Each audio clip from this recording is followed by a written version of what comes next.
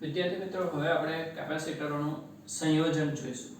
એટલે એક કરતાં વધારે કેપેસિટરને શ્રેણી અને સમાંતરમાં જોડવામાં આવે, જેને કારણે સમતુલ્ય કેપેસિટરમાં વધારો કે ઘટાડો કરી શકાય જરૂરિયાત પ્રમાણે. તો કેપેસિટરોના સંયોજન છે એના સરળ બે પ્રકાર છે: શ્રેણી જોડાણ અને સમાંતર જોડાણ. જેમ આપણે અવરોધોના શ્રેણી જોડાણ અને સમાંતર જોડાણ જોઈએ છે. અવરોધોને શ્રેણીમાં જોડવામાં આવે તો અવરોધનો સરવાળો થાય, એટલે પરિણામે અવરોધ વધે છે. અને સમાંતરમાં જોડો ત્યારે વ્યસ્તનો સરવાળો થાય છે, એટલા માટે અવરોધ ઘટે છે. કેપેસિટરમાં એના કરતાં કંઈક વિપરીત પરિણામ મળશે. તો પહેલા આપણે શ્રેણી જોડાણ જોઈએ છે. તો આકૃતિમાં બે કેપેસિટરોને શ્રેણીમાં જોડેલા છે, C1 અને C2.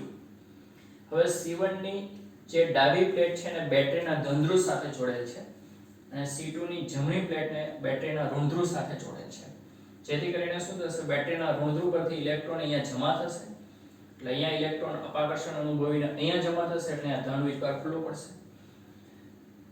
અહીંયા ઇલેક્ટ્રોન હોવાને કારણે આના ઇલેક્ટ્રોન અપાકર્ષણ અનુભવીને બેટરીના ધન ધ્રુવ મારફતે બેટરીની અંદર જશે, એટલે અહીંયા ધન વીજભાર આવશે. એટલે ઋણ ધ્રુવમાંથી જેટલા ઇલેક્ટ્રોન અહીંયા આવ્યા છે એટલા અહીંથી ધન ધ્રુવમાં દાખલ થઈ ગયા, એટલે બેટરીનો હિસાબ પૂરો થઈ ગયો. એના બદલામાં બંને કેપેસિટરની બંને પ્લેટનું ક્રમે ધન અને ઋણ વીજભારિત બની ગઈ.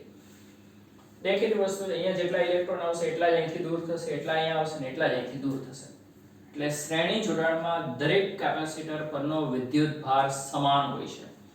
શ્રેણી જોડાણમાં દરેક અવરોધમાંથી વહેતો પ્રવાહ સમાન હોય છે, એની માફક છે. હા, અહીંયા ઋણ વીજભાર હશે, અહીંયા ધન હશે, અહીંયા ઋણ હશે, અહીંયા ધન હશે. તો આ રીતે બે કેપેસિટર શ્રેણીમાં જોડેલા છે. હવે અહીંયા ઋણ ને ધન છે, એટલે આ બે વચ્ચે વિદ્યુત સ્થિતિમાનનો કંઈક તફાવત હશે, V1. આના બે છેડા એટલે કે બે પ્લેટો વચ્ચે વિદ્યુત સ્થિતિમાનનો તફાવત હશે, V2. અને બેનો સરવાળો એટલે કુલ વિદ્યુત સ્થિતિમાનનો તફાવત હશે, જે બેટરીના ટર્મિનલ વોલ્ટેજ જેટલું જ હશે. તો સંયોજનના છેડા વચ્ચે વિદ્યુત સ્થિતિમાનનો તફાવત, ટોટલ વિદ્યુત સ્થિતિમાનનો તફાવત એટલે V1 V2 થશે. આપણે જાણીએ છીએ કેપેસિટરની વ્યાખ્યા પરથી V બરાબર Q/C છે. તો V1 એટલે Q/C1, V2 એટલે Q/C2. Q બંનેમાં સમાન છે. આ બંનેમાંથી Q સામાન્ય કાઢીને અહીંયા છેદમાં લાવી દઈએ, V ના છેદમાં Q. તો શું બાકી રહેશે? 1/C1 1/C2.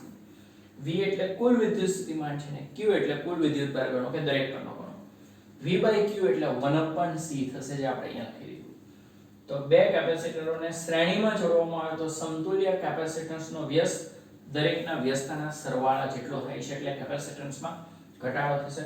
ઘણી વખત આને સરળ સ્વરૂપે સાદુરૂપ આપીને આવી રીતે પણ લખવામાં આવે છે, C બરાબર C1 C2 છેદમાં C1 C2. બે હોય તો આવી રીતે કરવાનું, નહીં તો પછી આ વ્યસ્તની આખી શ્રેણી આગળ વધારી દેવાની.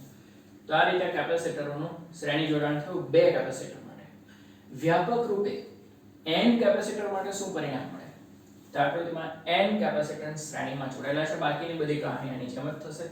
આ બાજુ બધાને ધન ને આ બાજુ બધાને ઋણ રહેશે. +Q -Q એ રીતે જોવા મળશે.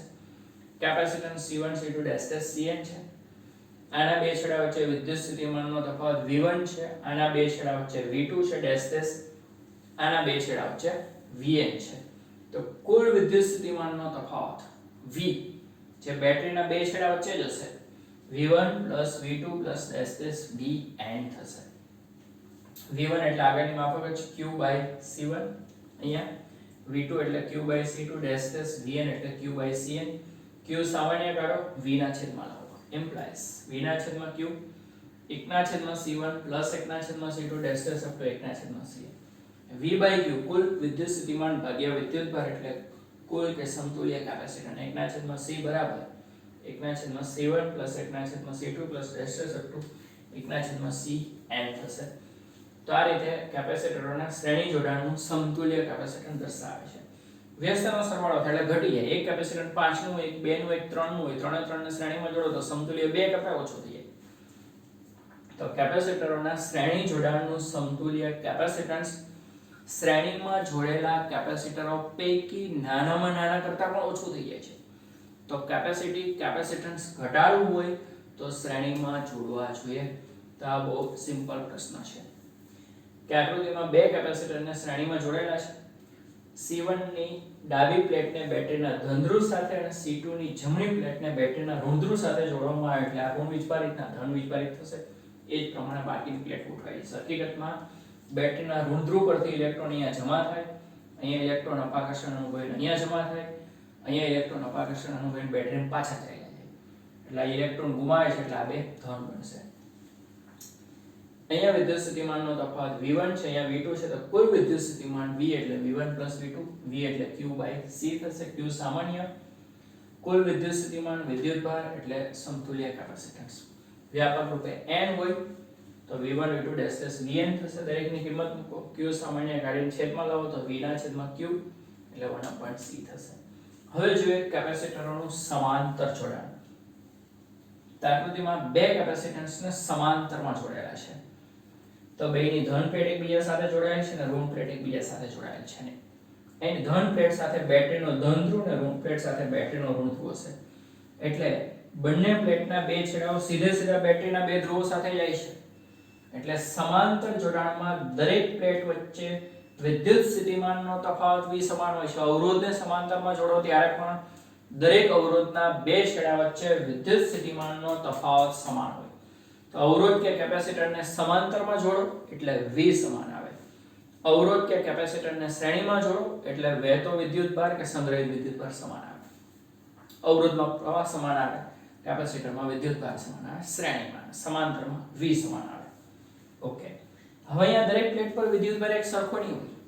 માની લો કે આપણે આ રીતે જોડીએ છીએ, અહીંયા બેટરીનો ઋણ ધ્રુવ છે, આમાંથી 100 ઇલેક્ટ્રોન નીકળે છે, તો અહીંયા 100 પહોંચે અને અહીંયા 100 પહોંચે એવું જરૂરી નથી. એવું બને છે નહીં. અહીંયા 40 જતા હોય તો અહીંયા 60 જતા હોય, અહીંયા 45 હોય તો અહીંયા 55 હોય. ત્યારે પહેલામાં કેવું હોય, અહીંયા 100 આવે તો અહીંથી 100 જાય, અહીંથી 100 પાછા બેટરીમાં આવીએ. જ્યારે આમાં એવું નથી, બેયની કેપેસિટી જુદી જુદી છે અને બેયમાં સરખા ટોટલ તો જઈ જ ન શકે ને.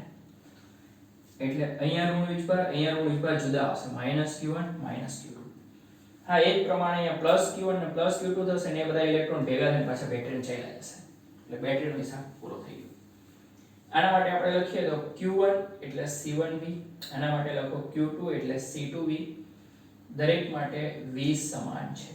હા, કુલ વિદ્યુતભાર બેટરીમાંથી નીકળતો કુલ વિદ્યુતભાર એટલે બેનો સરવાળો છે.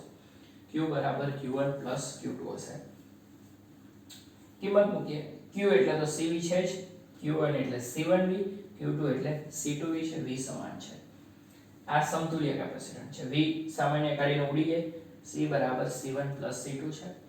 બે કેપેસિટરને સમાંતરમાં જોડો તો n કેપેસિટર માટે લખવું હોય તો શું થશે? તો બેટરીમાંથી જે વિદ્યુતભાર નીકળે છે એમાંથી દરેકના ભાગમાં થોડો થોડો જાય, બધાને પૂરેપૂરો જઈ જ ન શકે. એટલે Q બરાબર Q1 Q2 Qn થશે. Q એટલે CV છે, Q1 C1V, Q2 C2V, Qn એટલે CnV થશે. V સામાન્ય કાઢીને અહીંયા V સાથે ઉડી જાય તો સૂત્ર આવશે. તો અહીંયા સરવાળો થાય છે એટલે કેપેસિટન્સમાં વધારો થાય છે. કે એક 5 નું, એક 10 નું, એક 100 નું, એ બધાને સમાંતરમાં જોડી દો તો સમતુલ્ય કેપેસિટન્સ 115 100 કરતાં પણ વધારે થઈ જાય. એટલે કેપેસિટરોના સમાંતર જોડાણનું સમતુલ્ય કેપેસિટન્સ સમાંતરમાં જોડેલા કેપેસિટરો પૈકી મોટામાં મોટા કરતાં પણ વધુ હોય છે. એ ખાસ જોવાનું રહેશે. તો સમાંતર જોડાણમાં V સમાન હોય છે પણ Q જુદા જુદા હોય છે. બેટરીમાંથી જે ઇલેક્ટ્રોન નીકળે છે બંનેમાં અમુક જશે, પૂરેપૂરા દરેક આની જેમ ભાગમાં આવે નહીં. એટલે દરેક પરનો વિદ્યુતભાર જુદો જુદો હશે પણ દરેકના બે છેડા વચ્ચે વિદ્યુત સ્થિતિમાનનો તફાવત V સમાન હશે. તો Q1 એટલે C1V, Q2 એટલે C2V અને કુલ Q એટલે Q1 Q. અહીંયા કુલ V એટલે V1 V2 થતું. દરેકની કિંમત મૂકી દો. V સામાન્ય કાઢી ઉડીએ તો આ રીતે મળશે. વ્યાપક રૂપે n કેપેસિટર હોય તો આ રીતે પરિણામ મળશે. તો કેપેસિટરોના શ્રેણી જોડાણમાં વ્યસ્તના સરવાળોનું વ્યસ્ત એટલે પરિણામ આવે. સમાંતર જોડાણમાં બેઠો સરવાળો થશે. અવરોધ કરતા ઉલટું છે એ જોઈ શકાય છે. અહીંયા સમાંતર પ્લેટ દેખાય છે, કોઈ પણ કેપેસિટન્સને આ લાગુ પડશે. હા, શ્રેણીમાં જોડો તો કેપેસિટન્સ ઘટે છે, વિદ્યુતભાર સંગ્રહ કરવાની ક્ષમતા. સમાંતરમાં જોડો તો કેપેસિટન્સ વધે છે, વિદ્યુતભાર સંગ્રહ કરવાની ક્ષમતા. પણ ઊર્જામાં શું થતું હશે? જાતે વિચાર કરો. શ્રેણીમાં જોડો કે સમાંતરમાં જોડો, સંગ્રહિત ઊર્જામાં વધારો જ થાય બેમાં, કે એકમાં વધારો એકમાં ઘટાડો થાય, કે બેમાં ઘટાડો થાય? જાતે વિચાર કરો.